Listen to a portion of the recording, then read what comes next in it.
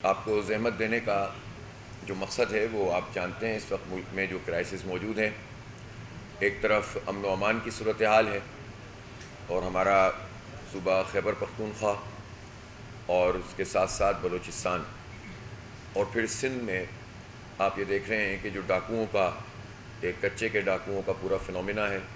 اسی طرح سندھ کے شہروں میں بھی اسٹریٹ کرائم اتنی تیزی سے بڑھ رہے ہیں، بالخصوص کراچی میں.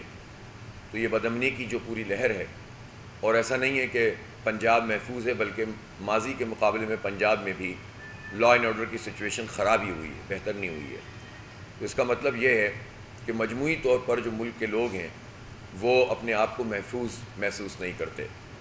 دوسرے اعتبار سے جتنے بھی پبلک اوپینینز کے پولز آ رہے ہیں، ان پولز میں پتہ چل رہا ہے کہ ملک میں 74% افراد ایسے ہیں کہ جو اپنی آمدنی کے مطابق اپنے اخراجات نہیں کر سکتے، بلکہ ان کو قرض لینا پڑتا ہے. اب اندازہ لگائیے کہ اگر 74% لوگ، اور ظاہر ہے اس میں دیہی اور شہری سب لوگ موجود ہیں، تو 74% لوگ اگر ان کی آمدنی ایسی نہیں ہے کہ وہ اپنا خرچ بھی پورا کر سکیں، بچت تو دوسری بات ہے، تو آپ اندازہ کر سکتے ہیں کہ کتنا بڑا کرائسس موجود ہے. اسی طرح سے نوجوانوں کے جب سرویز ہوتے ہیں تو پتہ ہی چلتا ہے کہ نوجوانوں کی ایک بڑی تعداد، تقریباً اب یہ 70 سے 80% ہو گئی ہے، جو یہ کہتی ہے کہ ہم اس ملک میں نہیں رہنا چاہتے، اس لیے کہ اس ملک میں ہمارے لیے اپرچونٹیز نہیں ہیں. اب بات یہ ہے کہ اتنی مایوسی کی صورتحال میں اگر اس ملک کے حکمران اپنی چیزیں بہتر نہ بنائیں، گورننس ٹھیک نہ کریں، لا اینڈ آرڈر کی سچویشن ٹھیک نہ کریں، اور اپنی مراعات کم نہ کریں، اپنی جو ان کو عیاشیوں کی مراعات حاصل ہیں اس کے اوپر قدغن لگانے کی کوئی کوشش نہ کریں، انتظامی اخراجات بڑھتے چلے جائیں اور عوام کے اوپر ٹیکسز کا بوجھ ڈالتے چلے جائیں، بجلی کے بل مہنگے ہو جائیں، گیس کے بل مہنگے ہو جائیں، پیٹرول پہ لیوی لگی ہوئی ہو. اب جو تاجر پیشہ لوگ ہیں، تجارت کرتے ہیں، تجارت پیشہ اور صنعت کار ہیں، اب ان لوگوں کے اوپر بھی اگر ایکسپورٹرز ہیں تو ان کو شکایت یہ ہے کہ آپ ایف بی آر کا عمل دخل اتنا بڑھا رہے ہیں اور ان کو نیب جیسی طاقت دے رہے ہیں، جس کے نتیجے میں جو ایکسپورٹ ہماری اس وقت ہو رہی ہے وہ بھی متاثر ہو جائے گی. اس لیے کہ ٹریک ریکارڈ تو یہی کہتا ہے کہ جو ہمارا ایف بی آر کا ادارہ ہے یہ ٹیکس کو بڑھانے کے بجائے کرپشن کو بڑھانے میں اس وقت اپنا کردار ادا کرتا ہے. خود internal reports F B R کی ایسی موجود ہیں جس میں کم از کم ایک سال میں تقریباً یہ 1299 ارب روپے کی وہ کرپشن کی گئی ہے جس میں وہ ٹیکس سیدھا وصول ہو جانا تھا اور عملے نے کرپشن کر کے وہ ٹیکس قومی خزانے میں داخل نہیں کیا. جو ٹیکس نیٹ میں لوگ نہیں آ رہے ان کی نالائکی کی وجہ سے وہ تو الگ ہے، لیکن جو صرف سیدھی کرپشن ہے وہ 1300 ارب روپے کی ہے. تو آپ اندازہ کر سکتے ہیں کہ اس ادارے کو اگر ایکسپورٹرز کے اوپر لگا دیا جائے گا، جو پہلے ڈائریکٹ ٹیکس سسٹم کے تحت ان کا 1% کٹ جایا کرتا تھا اور وہ خوشی یہ کام کر لیتے تھے، وہ اس پہ بھی تیار ہے کہ آپ اس ٹیکس کی اماؤنٹ کو تھوڑا سا بڑھا دیں. اگرچہ کہ پاکستان اس وقت کمپٹیشن کے حوالے سے اپنے آرڈرز حاصل نہیں کر رہا، پاکستان کا صنعت کار، بلکہ اسپل اوور سے آپ کو ملتا ہے. اسپل اوور کا مطلب یہ ہوتا ہے کہ جو آرڈرز ویتنام، بنگلہ دیش اور چائنا اور ان جگہوں پہ کسی وجہ سے فل نہیں ہو پاتے وہ پاکستان کو ملتے ہیں. ہم کمپٹیشن میں جا کر اپنا حصہ نہیں حاصل کیے ہوئے ہیں، اس طرح کی معاشی صورتحال ہے. لیکن اگر وہ بھی مل رہا ہے تو آپ جب اس کا ریٹ بڑھا دیں گے تو پھر یہ کیسے ایکسپورٹرز جو ہے وہ اپنے آپ کو اس پوری کمپٹیشن میں شامل رکھ سکیں گے. لیکن اس کے باوجود ٹیکسیشن کے حوالے سے انہیں شکایت نہیں ہے، شکایت ایف بی آر کو رول دینے کے حوالے سے ہے کہ آپ ڈائریکٹ ٹیکس اماؤنٹ کاٹنے کے بجائے اگر ایف بی آر کو رول دیں گے تو ہماری یہ صنعتیں متاثر ہوں گی، اور پہلے ہی ڈیفیسٹ امپورٹ ایکسپورٹ کا بہت ہے اور یہ ڈیفیسٹ جو ہے وہ مزید بڑھ جائے گا. تو یہ ایک ظاہر سیدھا مطالبہ ہے. تو تاجروں کا مطالبہ یہ ہے کہ آپ نے خود ہی ایک اسیسمنٹ کر کے مارکیٹوں کی اور اس کی جو ہے مارکیٹ ویلیو دکانوں کی اور بازار کی لگا کے اس کے اوپر اگر ٹیکس عائد کر دیں گے تو یہ تاجر دوست اسکیم تو نہیں ہو سکتی. انکم پر ٹیکس ہونا چاہیے اور انکم کا ٹیکس جو ہے وہ انکم کے ذریعے سے پتہ چلنا چاہیے.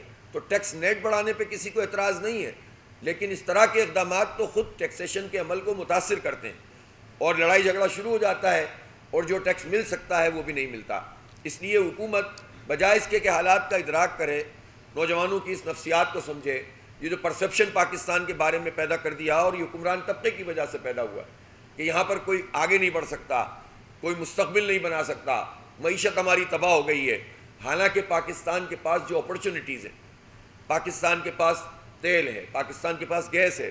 ابھی ایک اچھی خبر ہمیں ملی, ہم اس خبر کو بھی انجوائے نہیں کر سکے کہ ہمیں کوہاٹ میں ایک بڑا ذخیرہ جو ہے وہ پہلے ایک اور پھر دوسرا بھی مل گیا. ہمارے فراست صاحب چیزوں کو اچھی طرح جانتے ہیں, انہوں نے ہمیں بتایا کہ ایک اچھی معقول جو ہے وہ گیس کی ایکسپلوریشن ہوئی ہے. اور اگر یہ ایکسپلوریشن پراپر طریقے سے 10-15 سال میں کی جا رہی ہوتی اور اس پر تمام حکومتوں نے مل کر قدغنیں نہ لگائی ہوئی ہوتی اور باہر کی کمپنیاں پورے پروسیس کے ساتھ انوالو ہوتی تو اس وقت پاکستان میں گیس کا یہ کرائسس نہ ہوتا. لیکن دیر آیت درست آیت, اگر کچھ چیز مل رہی ہے تو سوال اب یہ پیدا ہوتا ہے کہ جو گیس ہمیں یہاں سے کوہاٹ سے ملی ہے کیا اس کو ہم مین لائن میں ڈالنے کے قابل بھی ہوں گے؟ اس لیے نہیں ہوں گے کہ جو ہم نے معاہدے کیے ہوئے ہیں RLNG کے وہ انتہائی مہنگے معاہدے اور 2026 تک اس کو ہونا ہے اور حکمران اس کے لیے تلے بیٹھے ہیں کہ کسی طرح ان کو ریوائز کر دیں, اس پر بات شروع کر دی, حالانکہ ہمیں ضرورت نہیں ہے. پاک ایران گیس پائپ لائن پہ کام نہیں کرتے. پاک ایران گیس پائپ لائن پہ اگر کام ہو جائے تو ہماری 25% ضرورت جو ہے وہ کم از کم اس سے فوراً پوری ہو جائے گی جیسی وہ کمپلیشن ہوگا. $18 بلین کی پینلٹی ایران نے کہا ہے کہ معاہدے میں موجود ہے. اب آپ یہ بتائیے کہ ہمیں اس بات سے IPPs کے حوالے سے حکومت ڈراتی ہے اور یہ بات کہتی ہے کہ اگر ہم نے IPPs کے ساتھ معاہدوں کو ریوائز کیا تو پھر وہ انٹرنیشنل کورٹ میں چلے جائیں گے. تو وہ کتنے انٹرنیشنل کورٹ میں جا سکتے ہیں؟ ریکوڈک کا حوالہ دیتے ہیں. ریکوڈک میں جب یہ انٹرنیشنل کورٹ میں گئے تو آؤٹ آف کورٹ سیٹلمنٹ ہوا. ان 2 بڑی کمپنیوں میں سے ایک کمپنی اس وقت بھی موجود ہے اور کام کر رہی ہے. تو اس کا مطلب یہ ہے کہ ہم فائٹ کر سکتے ہیں. بات یہ ہے کہ اس سے ڈرا کر IPPs کا بوجھ تو ہمارے اوپر ڈالتے ہیں لیکن جو پینلٹی پاک ایران گیس پائپ لائن ہے اس کا تذکرہ نہیں کرتے. تو پاک ایران گیس لائن اس وقت پاکستان کی بہت اسینشیل ضرورت ہے, فوری ضرورت ہے, لازمی اس پہ کام ہونا چاہیے. اور اسی طرح سے وہ سارے منصوبے جو مہنگی گیس اور مہنگی بجلی والے ہیں وہ یہ تو اس ٹائم پورا ہو جائے گا, اس کو ختم کرنا چاہیے. جو RLNG والا ہے, نئی ایکسپلوریشن کا پروسیس تیز رفتاری سے جاری رکھنا چاہیے. اور اس دوران میں اسمارٹ طریقے سے آپ چیزوں کو ہینڈل کر سکتے ہیں. اب RLNG جب یہاں پر موجود ہوتی ہے تو اس کے بعد یہ اپنے ہی کنوؤں سے کہتے ہیں کہ یہاں اس کا پریشر کم کر دیں گیس کی ایکسپلوریشن کا. تو اب آپ مجھے بتائیے جب وہاں سے گیس جنریٹ ہو رہی ہے اس کے جب آپ خود وزارت پیٹرولیم کہے گی کہ آپ اس کا پریشر کم کر دیں تو اس کے جو ٹیکنیکل مسائل ہوتے ہیں اور بعد میں اس کی پراپر ایکسپلوریشن میں پرابلم آ جاتی ہے.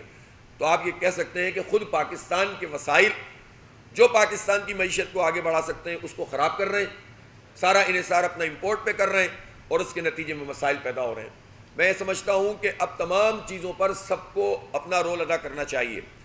ہمارے بارڈر سے جو اسمگلنگ ہو رہی ہے آئل کی, اس سے پاکستان کو 250 ارب روپے کا نقصان ہوتا ہے کم از کم. ایسا ہی ہے فراست بھائی, 250 ارب روپے کا نقصان ہوتا ہے اور یہ اسمگلنگ روکی جا سکتی ہے. جس طرح بلوچستان میں ہائی کورٹ کے فیصلے کے نتیجے میں LPG کو آفیشلی لیا جا رہا ہے تو اسی طرح سے آئل کو بھی آفیشلی امپورٹ کیا جائے. اور یہ درمیان میں جو لوگ بھی ہیں جتنے بھی طاقتور ہیں, اور میں سمجھتا ہوں کہ اب یہ پروسیس شروع ہو جانا چاہیے. میں اس پر بات نہیں کرنا چاہتا فیض حمید صاحب والے مسئلے پر, اس لیے کہ یہ ہماری فوج کا انٹرنل ایک ایشو ہے.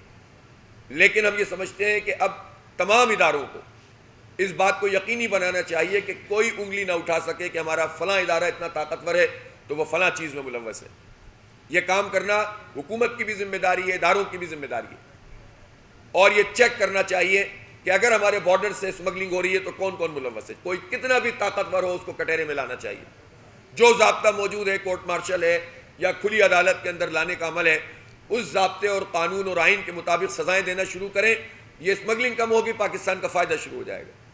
ایران کے حوالے سے کہتے ہیں پریشر بہت ہے, اتنی جگہوں سے ایران کام کر رہا ہے, کسی کو پرابلم نہیں ہے. بے شمار طریقے ہوتے ہیں دنیا میں, بارٹر پر آپ کام کر سکتے ہیں کہ جس میں جو ہے وہ اشیاء کے بدلے میں اشیاء آپ دیتے ہیں. پاکستان کے پاس الحمدللہ دینے کی بہت چیزیں موجود ہیں.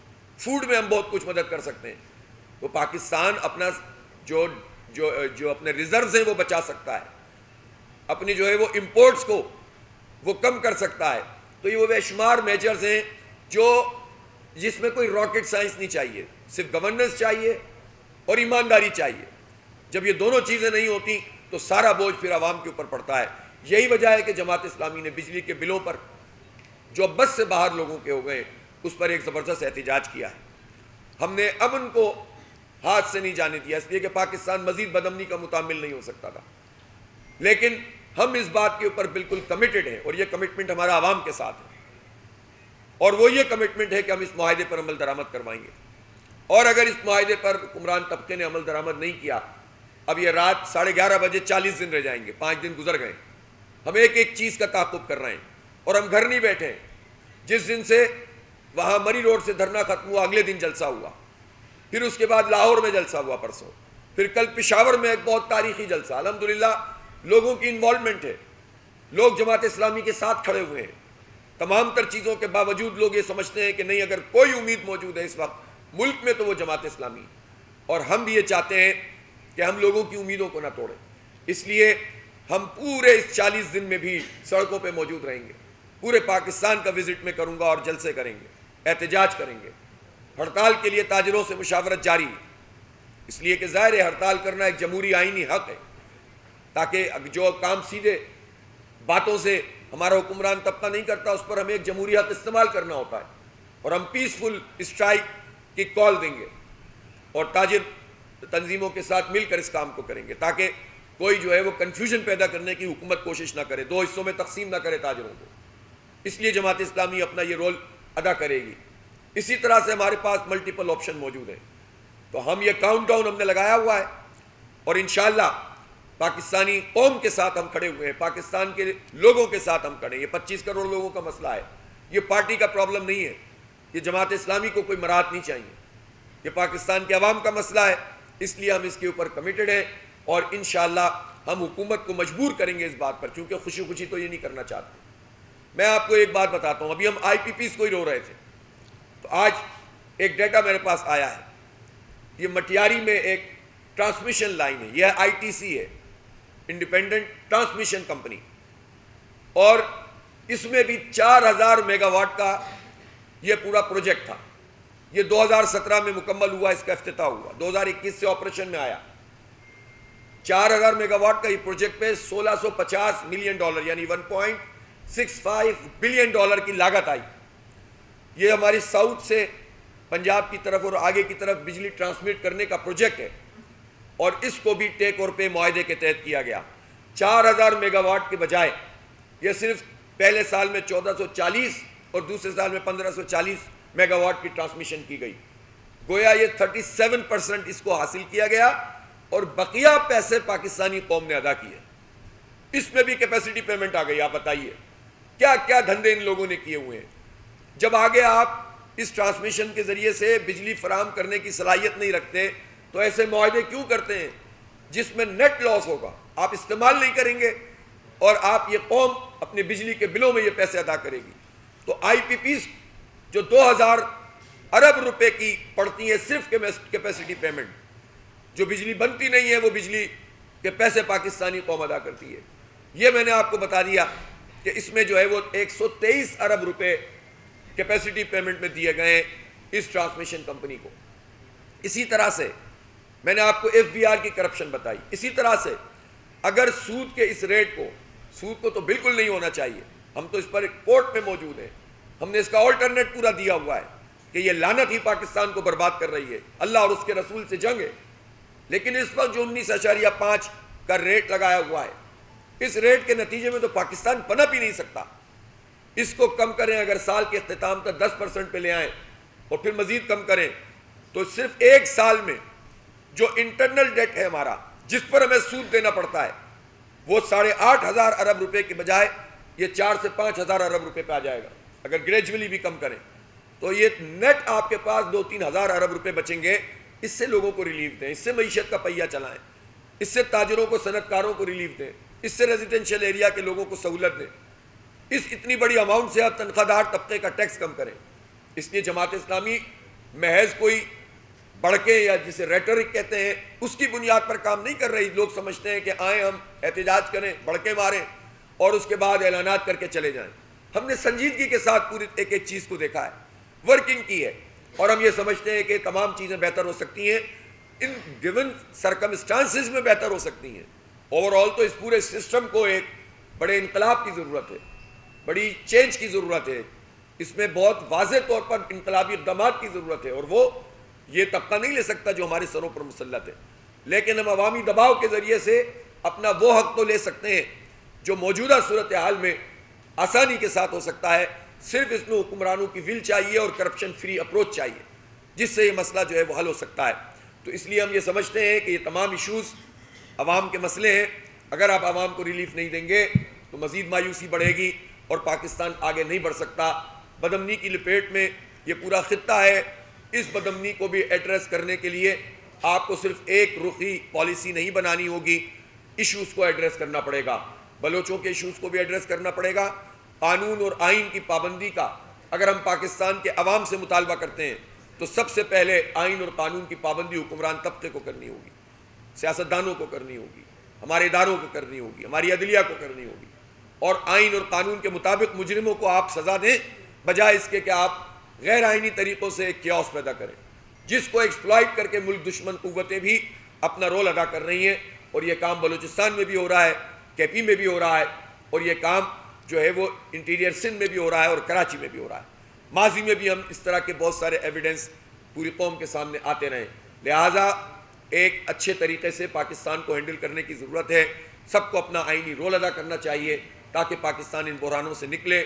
ہم ایک پولیٹیکل جو موبلائزیشن ہے اس کو ہم نے تیز کیا ہے، آنے والے دنوں میں بھی ہم جو ہیں وہ بہت بڑے پیمانے پر ماس موبلائزیشن کرنے جا رہے ہیں، اور انشاءاللہ پاکستان کے عوام کے حق کے لیے جو حق دو عوام کو تحریک ہے وہ آگے بڑھے گی۔ ایک آخری اور بہت امپورٹنٹ بات میں کرنا چاہتا ہوں، اور وہ یہ ہے کہ اس وقت حکومت ایک مرتبہ پھر اس بات کی کوشش کر رہی ہے کہ جو فیصلہ آ چکا ہے کورٹ سے اور اس کے مطابق اسلام آباد میں لوکل باڈیز کے الیکشن کرانے، بلدیاتی حکومتوں کے الیکشن کرانے، ایک مرتبہ پھر حکومت یہ کام کر رہی ہے جس کے نتیجے میں یہ الیکشن ڈیلے ہوں۔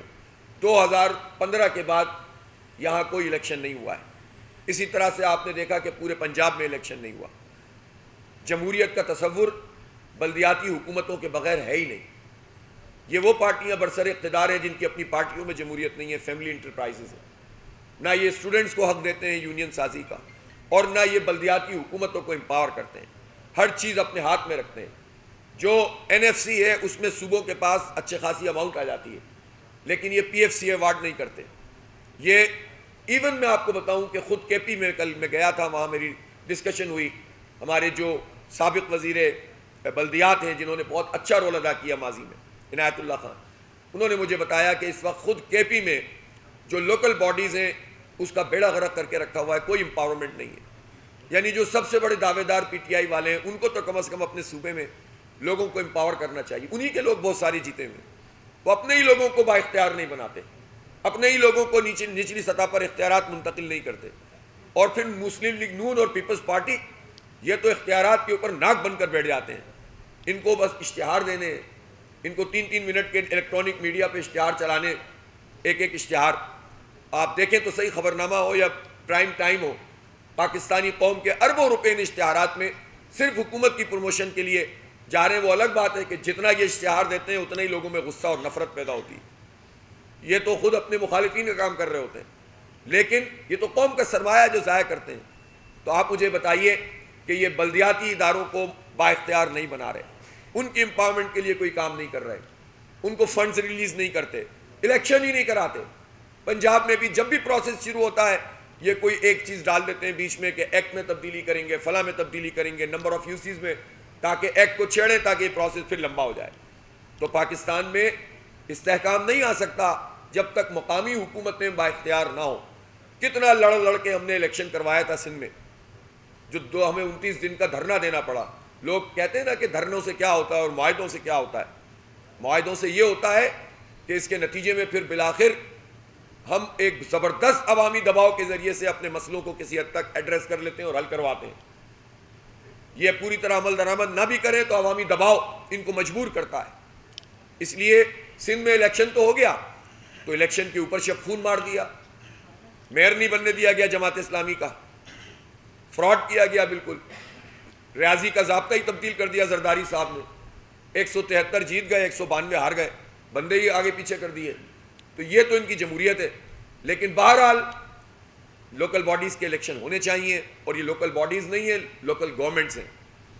ہم تو یہ چاہتے ہیں کہ پاکستان کے آئین میں ایک ٹیئر آف گورنمنٹ کے طور پر یہ ہونا چاہیے کہ جس طرح وفاقی حکومت ہے اور صوبائی حکومت ہے, اس طرح آئین میں بلدیاتی حکومتوں کے تمام تر حقوق اور فرائض اور اس کا طریقہ کار متعین ہو, تاکہ یہ صوبائی حکومتوں پہ نہ چھوڑا جائے کہ وہ ایکٹ میں ترمیم کریں اور الیکشن کو آگے بڑھاتے چلے جائیں. تو یہ چند چیزیں تھیں, اور بھی بہت ساری باتیں ہو سکتی ہیں, لیکن میں چاہتا ہوں کہ اس پہ فوکس رہے اور پاکستان بہتر طریقے سے آگے بڑھے. کل ہم پاکستان کا یوم آزادی منا رہے ہیں, 77 سال گزار دیے, لیکن ہم بنیادی ایشوز کو ایڈریس نہیں کر پائے, لینڈ ریفارمز نہیں کر پائے, جاگیرداروں پہ ٹیکس نہیں لگا پائے. بڑے بڑے جاگیردار تنخواہ دار کو نچوڑ رہے ہیں, جاگیردار کو چھوڑ رہے ہیں, کرپشن اور لوٹ مار بڑی ہوئی ہے. کیسے ہم آگے بڑھ سکتے ہیں؟ ہم اپنا الحمدللہ جماعت اسلامی اپنا رول ادا کر رہی ہے, اور ہم یہ چاہتے ہیں کہ پاکستان کے عوام مایوس نہ ہوں بلکہ ایک امید سے جڑیں, اور وہ امید جماعت اسلامی ان میں پیدا کرنا چاہتی ہے. بہت شکریہ.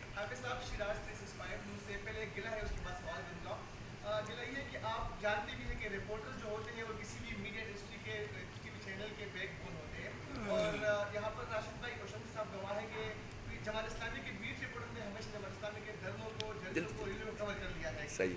تو دھرنے کے موقع پر ہم بیٹ رپورٹر جب آپ سے ملنے آتے تھے, جب آپ سے بات کرنا ہے تو ہمیں بتایا جا رہا ہوتا تھا کہ حافظ صاحب پوڈ کاسٹر اور اینکر کے علاوہ کسی کو انٹرویو نہیں دیتے.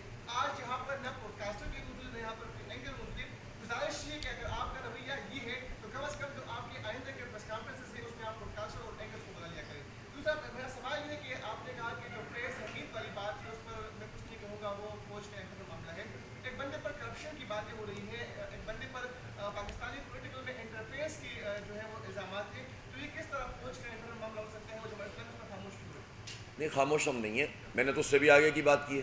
پہلی تو میں آپ کی حوالے سے جو آپ کی اگر کوئی ریزرویشن ہے یا آپ کا کوئی آبزرویشن ہے جس میں بیٹ رپورٹرز کے ساتھ تو میں دھرنے کے دوران بھی میں نے گپ شپ کی تھی, ساتھ بیٹھ گیا تھا. اس وقت شاید آپ نہیں ہوں گے. انٹرویو میں ایک آدمی کتنے دے سکتا ہے, اس کو بھی تو ریئلائز کریں. چلیں اس میں اس کو ہم ریویو کریں گے انشاءاللہ. ہمارے سینئر لوگ موجود ہیں. شمسی صاحب, آپ سے شکایت ہے, یہ مجھ سے شکایت نہیں ہے ان لوگوں کو.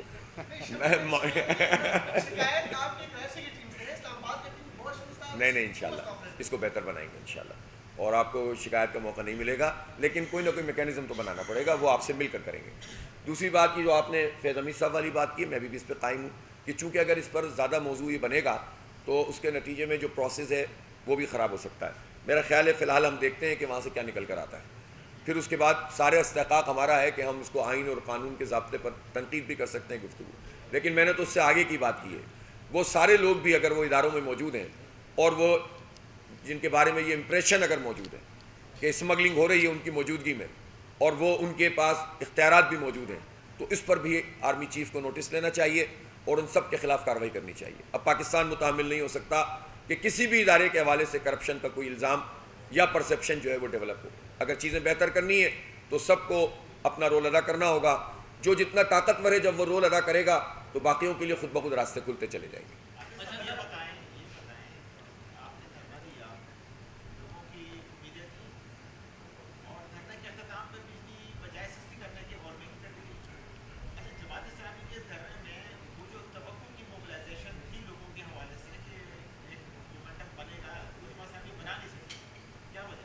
دو باتیں ہیں.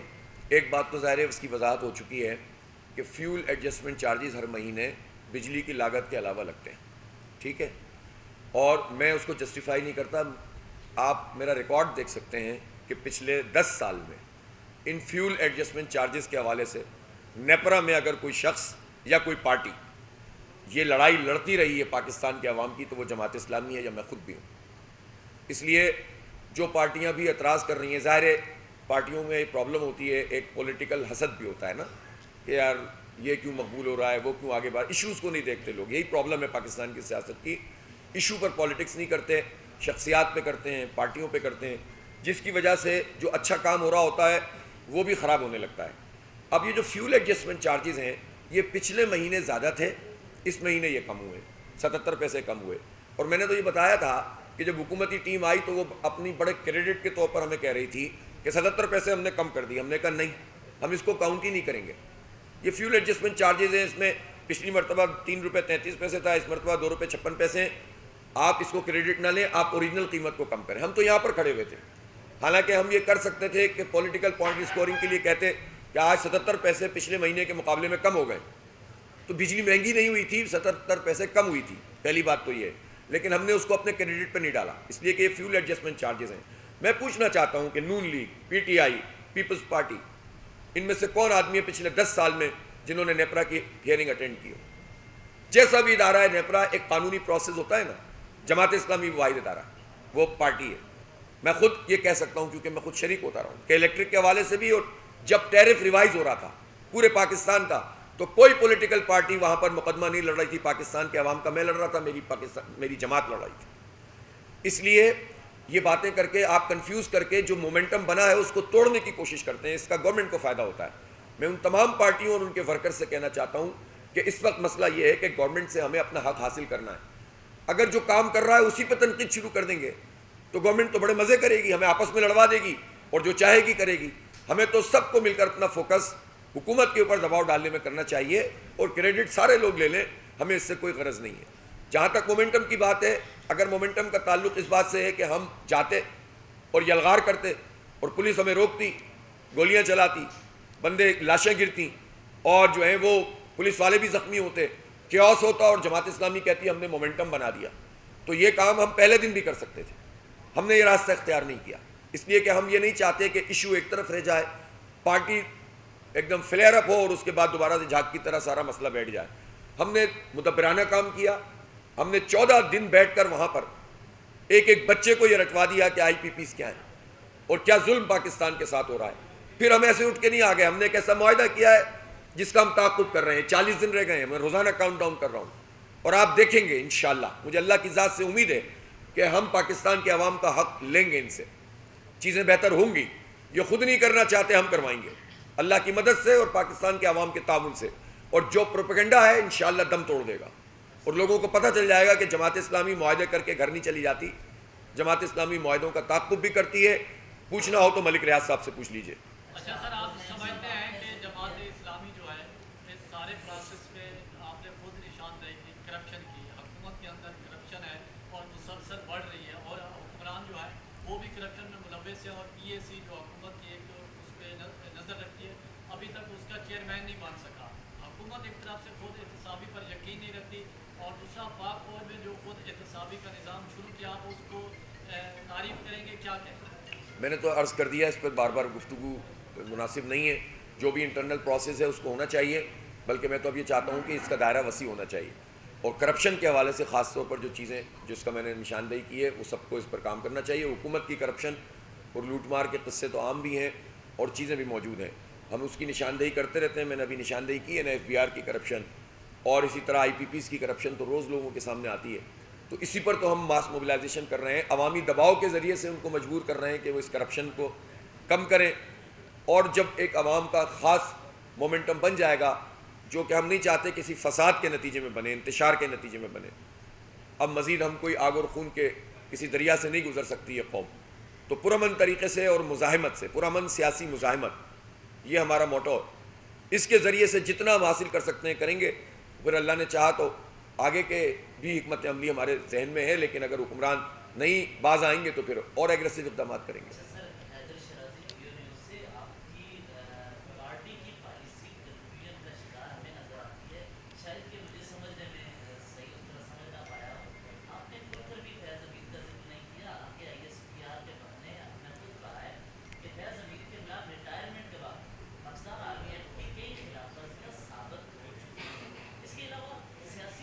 نہیں, اس میں کنفیوژن کیا ہے؟ تو کیا مثلاً آپ کیا کہنا چاہتے ہیں وہ بتا دیتے ہیں, میں بول دیتا ہوں. سیاسی عمل میں ان کا کردار ہمیشہ سے مشہور رہا ہے, اور پی ٹی آئی کے ساتھ ان کے منصب کے حوالے سے پی ٹی آئی کے لوگ بھی بات کرتے رہے, اور نو کانفیڈنس موشن پہ ان کا کردار خواجہ آصف نے خود کہا کہ تحریک اتحاد لانے یا حکومت تبدیل کرنے کے لیے ان کا کردار تھا. ان کے اس غیر آئینی اقدام پر کوئی موقف نہیں. دوسرا یہ کہ سیاسی عمل پر آپ کا بھی کنفیوز اسٹیٹمنٹ اس طرح کی ہے کہ پی ٹی آئی کے بلدیاتی الیکشن پر آپ نے کہا کہ غلط ان کا کام ہے, کے پی کے میں جس طرح کا کام ہم نمائندے کر رہے ہیں تو وہ غلط ہے, نہیں میں نے یہ کب کہا ہے؟ ایک تو یہ کہ آپ اپنی بات میرے منہ میں کیوں ڈال رہے ہیں بھائی؟ ابھی آپ نے کہا میں نے یہ کہا ان کی حکومت امپاور نہیں کر رہی بلدیاتی اداروں کو، جو کہا ہے وہ میں اس پہ قائم ہوں۔ امپاور نہیں کر رہی، اسی کے ساتھ پی ٹی آئی کے بارے میں آپ نے کہا تھا کہ ہم اپوزیشن الائنس میں نہیں جائیں گے، اس کے باوجود مولانا سرات بیٹھے ہوئے تھے، لیاقت بلوچ ان کے ہمراہ جا کر بیٹھ گئے، تو ایک طرف آپ نہ بیٹھنے کی بات کر رہے ہیں، دوسری طرف جا کر بھی بیٹھ رہے ہیں۔ ایک تو یہ کہ دیکھیں میں صحافیوں سے توقع رکھتا ہوں، چاہے وہ کتنے بھی بڑے ادارے سے ہو، کہ ان کے سوالات حقائق پر مبنی ہونے چاہیے۔ میں جب یہ کہتا ہوں کہ ہم کسی پولیٹیکل الائنس کا حصہ نہیں بنیں گے تو میں اس پر قائم ہوں، اور میری پارٹی پولیٹیکل الائنس کا حصہ نہیں بنی ہوئی، لیکن میں اس کے ساتھ یہ بھی کہتا ہوں کہ ہم پارٹیوں سے بات بھی کریں گے، مشاورت بھی کریں گے، مشترکات پہ مشترکہ موقف بھی لیں گے، کسی کے پروگرام میں جائیں گے بھی اور کسی کو اپنے پروگرام میں بلائیں گے بھی، یہی کہتا ہوں نا۔ تو اس میں کوئی کنفیوژن نہیں ہے۔ اب یہ زبردستی کی کنفیوژن کوئی پیدا کرے تو زیادتی کی بات ہے، یہ نہیں کرنا چاہیے۔ یہ زبردستی جماعت اسلامی کے ساتھ جو ہے نا کچھ چیزوں کو چپکانے کی جو کوشش ہوتی ہے وہ نہیں ہونی چاہیے۔ میری معذرت کے ساتھ میں آپ لوگوں سے یہ توقع رکھتا ہوں کہ آپ حقائق کی بنیاد پر بات کریں گے اور حقائق کی بنیاد پر مجھ سے جواب لیں گے۔ جہاں تک اس کا تعلق ہے فیض حمید صاحب والے مسئلے پر، اس پر ایک کارروائی شروع ہو گئی ہے، اس پر بھی میں نے بہت واضح سٹانس دیا ہے، اور میں نے تو اس سے آگے کی بات کی ہے جس کی آپ لوگوں کو بھی ہمت نہیں ہوتی۔ میں تو اس کی بات کر رہا ہوں، بارڈرز کی۔ آپ تو لوگ تو نہیں موضوع بناتے اس کو، تو اس لیے میڈیا کو بھی تو اپنا رول جو ہے وہ بہتر بنانے کی کوشش کرنی چاہیے۔ جی سر۔ جی جی میرا سوال یہ ہے کہ آپ کے حریف جو کراچی میں خاص طور پہ ایم کیو ایم وہ ہر موقع پہ یہ تنقید کرتے ہیں، حالانکہ سوال کا جواب تو مل گیا ہے کہ آئے تھے آپ بجلی کم کرنے، لیکن بجلی مہنگی ہو گئی، جب دھرنا ختم ہوا بجلی مہنگی ہو گئی۔ ایک تو ان کو کیا جواب دیتے ہیں، دوسرا یہ کہ وہ کہتے ہیں کہ آپ نے دھرنے دیے، سڑکیں بند کی اور لوگوں کو پریشان کیا، وہ کام آپ نہیں کر سکے، ہم براہ راست پرائم منسٹر سے ملے، آپ ان کی کمیٹی سے ملے، بنی ہوئی کمیٹی سے، ہم براہ راست پرائم منسٹر سے مطالبات منوا رہے ہیں اور ہم ہی ہمارے مطالبات مانے جا رہے ہیں، جماعت اسلامی کے نہیں۔ آپ ذرا حقائق سامنے رکھیں۔ یہ حقائق کی اس میں گزرتی ہے۔ ایک تو ایم کیو میں ایک مسترد شدہ جماعت ہے، خود کراچی حیدرآباد کے لوگوں نے اس کو ٹوٹلی ریجیکٹ کر دیا، اور اس کو 2% بھی نہیں ووٹ مل گئے ہوں تو بڑی بات ہے۔ وہ بھی ان کو پہلے سے چونکہ بکس دی گئی تھیں وہ کہیں کہیں ڈالنے میں کامیاب ہو گئے تھے وہ، ورنہ تو ان کے جو فارم 45 کے مطابق 5,500 پولنگ اسٹیشن میں سے ایک بھی نہیں جیتے یہ، ٹھیک ہے۔ تو ایک مسترد شدہ پارٹی جس کو زبردستی مسلط کر دیا گیا، اس پہ میں کیا کمنٹ کروں؟ اگر اتنی ان کے اندر کچھ ہوتی تو 40 سال سے ہر حکومت کا حصہ ہیں تو لوگ ووٹ ڈالتے ہیں نا پھر انہیں، تو وہ اس لیے اس پر تو میرے خیال بنتا ہی نہیں ہے۔ اور جہاں تک اس بات کا تعلق ہے کہ بجلی کم زیادہ کا، تو اگر 40 سال حکومت میں رہ کے بھی یہ بات ان کی سمجھ میں نہیں آئی، اور سمجھ میں آنے کے بعد بھی اگر کوئی جھوٹ بول رہا ہے، تو اس سے آپ اندازہ کر سکتے ہیں کہ ان کا لیول کیا ہے۔ تو مجھے کیا ضرورت ہے اس پہ کمنٹ کرنے کی۔